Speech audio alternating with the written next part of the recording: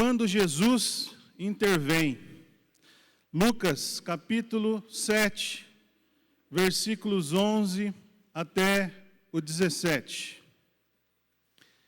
Em dia subsequente à cura do servo de um centurião, dirigia-se Jesus a uma cidade chamada Naim, e iam com ele os seus discípulos e numerosa multidão. Como se aproximasse da porta da cidade, eis que saía o enterro do filho único de uma viúva, e grande multidão da cidade ia com ela. Vendo-a, o Senhor se compadeceu dela e lhe disse: não chores. Chegando-se, tocou o esquife, e parando os que o conduziam, disse: jovem, eu te mando, levanta-te. Sentou-se o que estivera morto e passou a falar. E Jesus o restituiu à sua mãe. Todos ficaram possuídos de temor e glorificavam a Deus, dizendo: grande profeta se levantou entre nós, e Deus visitou o seu povo. Esta notícia a respeito dele divulgou-se por toda a Judéia e por toda a circunvizinhança. Oremos. Senhor, estamos diante da Tua palavra. Fala com cada um de nós aqui presente nesse auditório e que nenhuma ação contrária prevaleça nesse momento. No nome de Jesus. Esse milagre foi registrado somente por Lucas, no evangelho dele.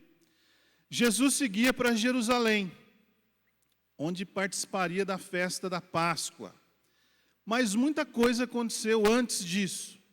No caminho estava a aldeia de Naim, perto de Nazaré, uns 10 quilômetros. E ele conhecia bem essa região. E seguindo estavam seus discípulos e muitas pessoas. De repente, um encontro inesperado. De um lado, Jesus e os seus. Do outro, a multidão que acompanhava um enterro.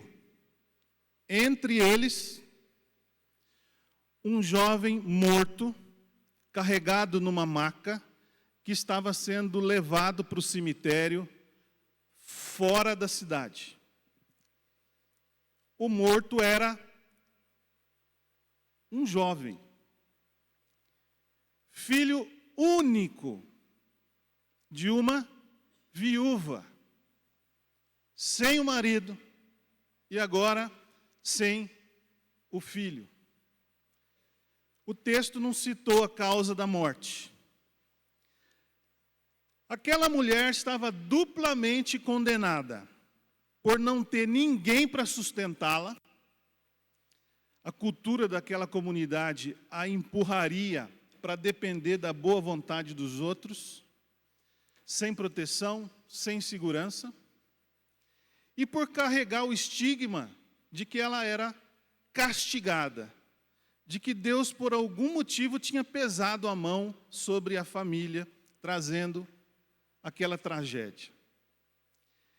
E aí veio andando em direção a ela também um filho único.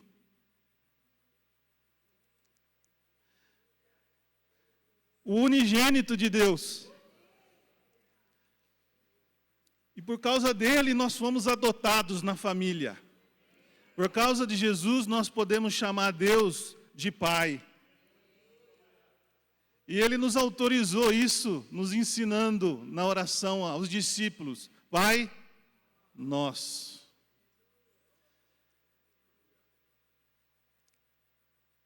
E ele deixou de ser o unigênito e passou a ser o primogênito, o primeiro. Porque nós também, pela fé, fomos incluídos nessa família. E aí Jesus se deparou com essa cena triste. A mãe arrasada. As carpideiras fazendo o trabalho delas, de chorar o morto. Algumas eram até pagas para isso. Passos lentos.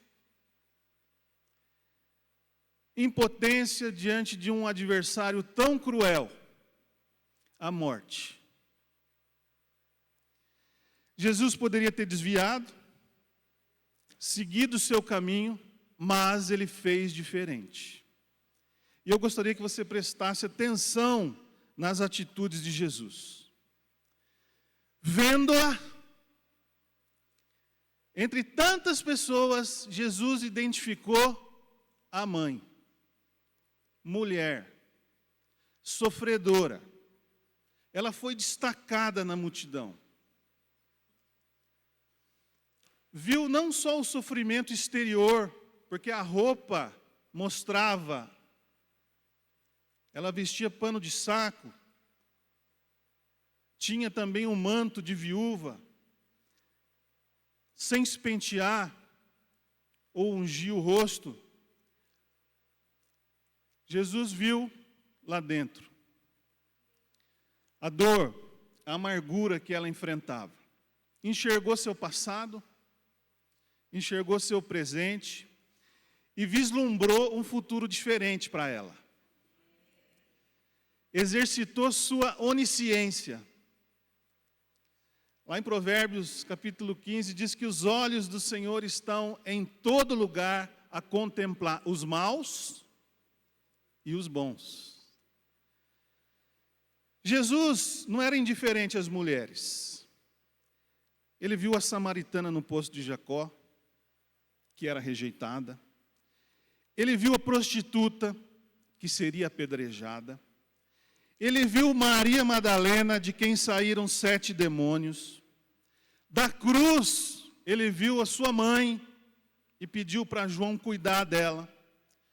As mulheres que o seguiram no seu ministério, que sustentaram financeiramente o ministério de Jesus, foram as primeiras testemunhas da ressurreição. O Senhor a viu, e o Senhor se compadeceu dela.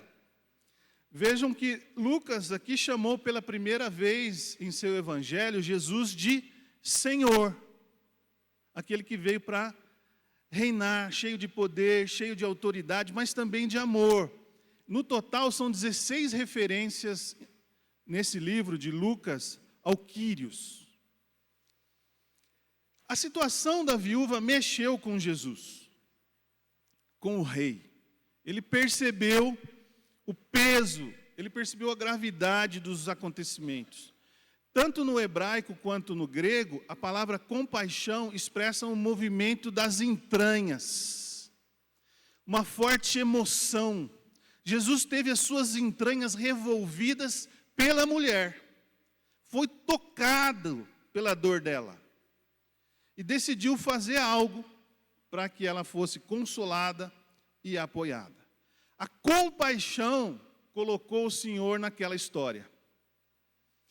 E a sua interferência permitiu que todo o curso dela fosse alterado. E lhe disse, Jesus, não chores. Foi Jesus quem tomou a iniciativa de se dirigir a ela não pediu nada, pelo menos ali. Isso significa graça, favor que nós não merecemos. Não ocorreu uma entrevista para saber se era digna do presente que estava por vir. Não chores. Que ordem estranha, diante de um corpo inerte, naquela circunstância negativa. Mas penso que foi uma maneira de chamar a atenção da viúva, para que tirasse os olhos do seu ente querido que partira, e fixasse em quem falava. Ah, se ela soubesse quem falava com ela. Jesus falou isso para a mulher samaritana. Se você soubesse quem está falando contigo, você pediria água e ele te daria água viva. Você não precisaria nunca mais vir nesse poço. Ah, Senhor, então me dá dessa água.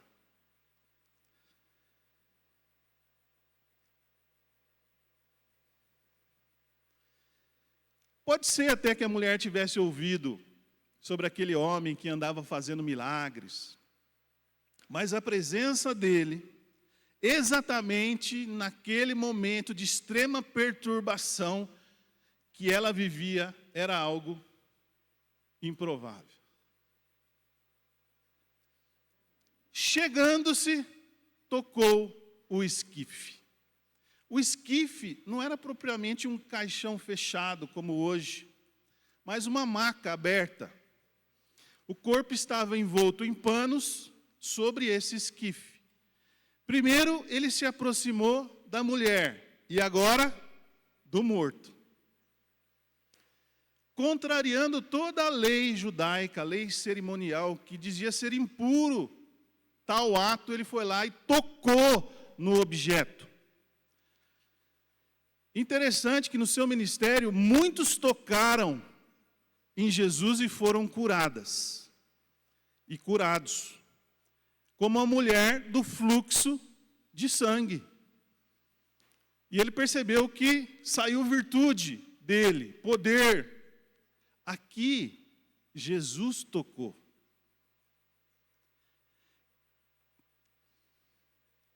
Não era só a viúva, então, que olhava espantada. Todos os presentes, acho até que os discípulos, congelou a cena. Aquela multidão ficou parada, ninguém falou nada, mas pensaram com certeza, quem era o que transgredia a lei? Quem era esse que estava se arriscando à impureza? Quem era esse que faz parar a tempestade, que ordena ao vento que cesse? Aquele toque transmitiu a vida que estava nele. Como um raio, percorreu o esquife, penetrou na pele, penetrou nos músculos, nos ossos, em todas as partes do corpo daquele rapaz. A faísca no coração o fez voltar a bater. E Jesus fala para ele: jovem, eu te mando, levanta-te. Tem muita gente aí tentando fazer mortos ressuscitarem. Cuidado. Jesus ressuscitou 3 no seu ministério, os que estão registrados. Nós vamos ver aqui. Esse Jesus que recebeu do Pai todo o poder, ele ordenou: volta. Volta. E o fôlego da vida passou a habitar nele novamente. Foi ressuscitado ali diante de todos. Agora o não chores fazia sentido para aquela mulher. Todo sentido. O que estava estirado ali, deitado, obedeceu. Sentou-se na maca. As pessoas segurando aquela cama, admiradas. E o cara se ajeitou e começou a falar. E começou a conversar. Sabe-se lá o quê. E Jesus o restituiu à sua mãe. Num gesto de ternura, pegou o jovem e o entregou àquela que agora estava transbordando de alegria. Nem sei como ela não pulou no pescoço ou de Jesus ou do seu filho, ainda na maca, quando ele foi ressuscitado.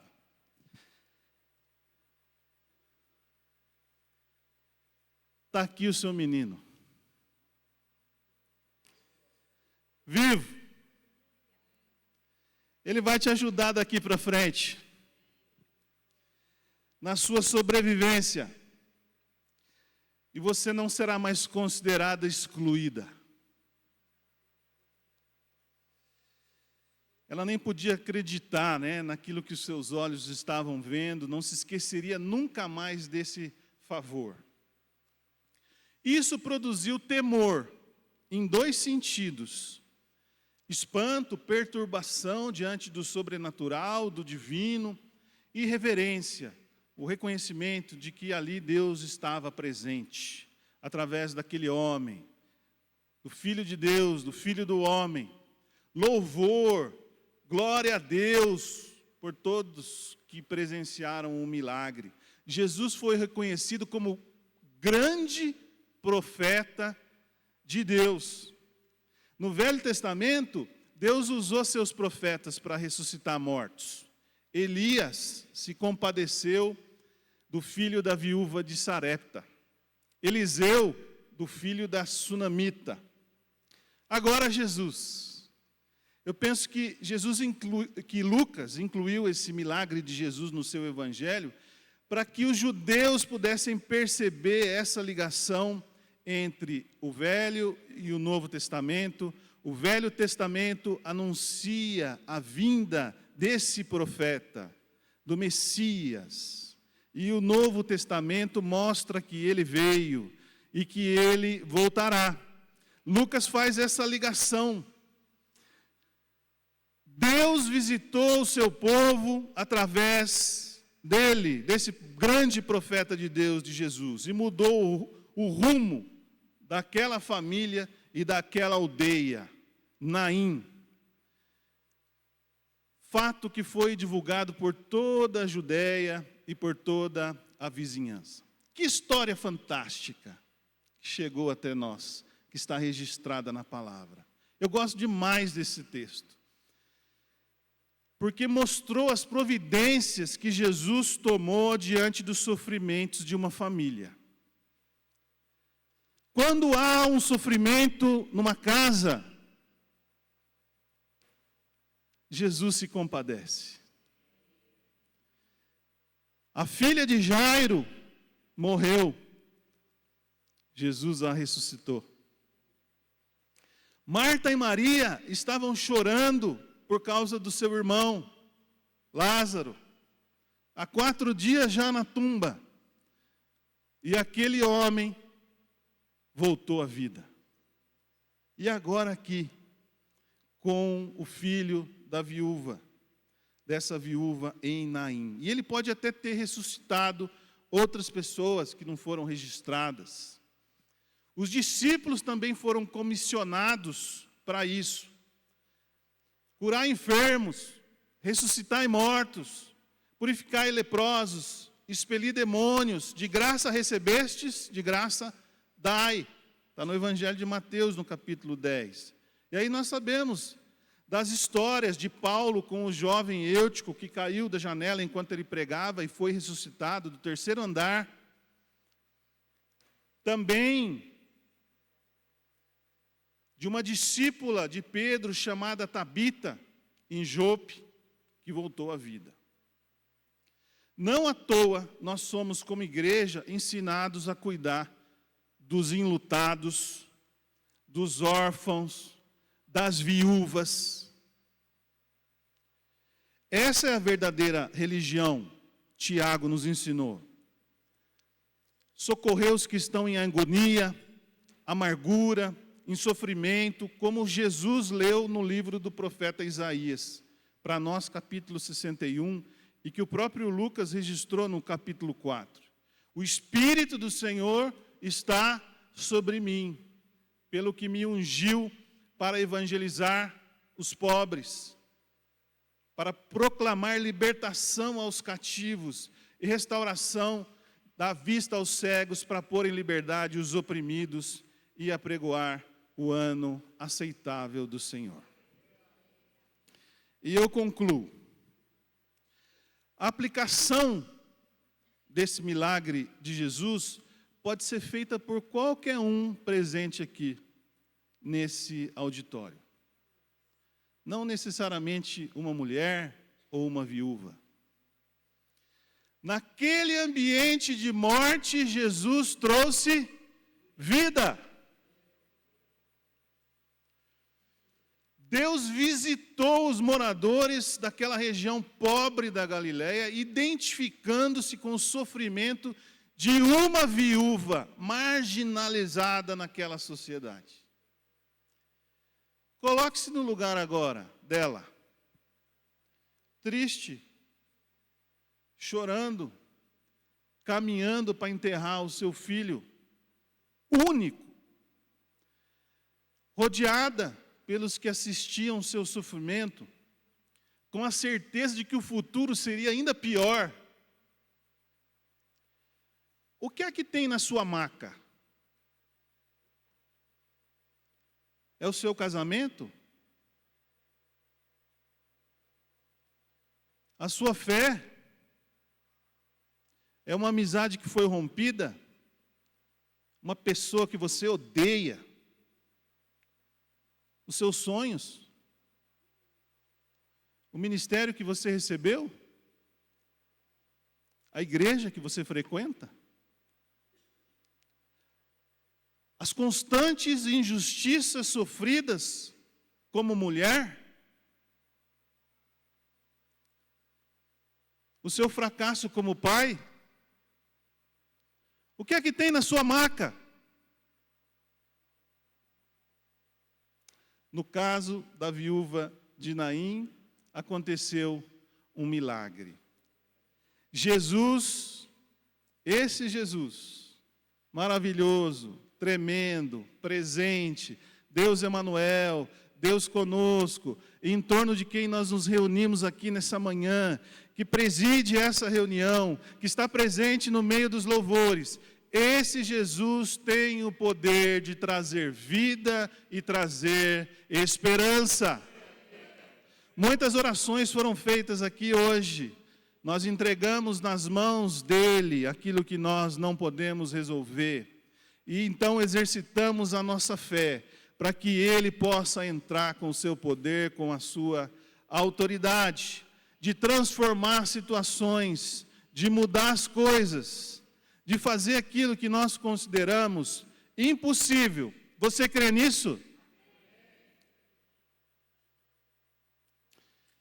Ele tomou a iniciativa, ele viu os sentimentos, ele demonstrou compaixão, ele limpou cada lágrima e disse para ela: não chores mais.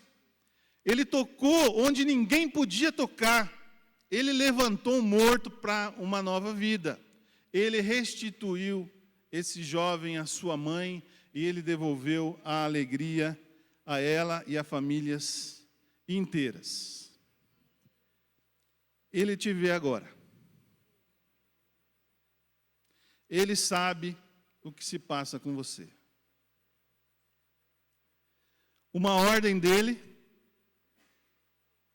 e tudo muda.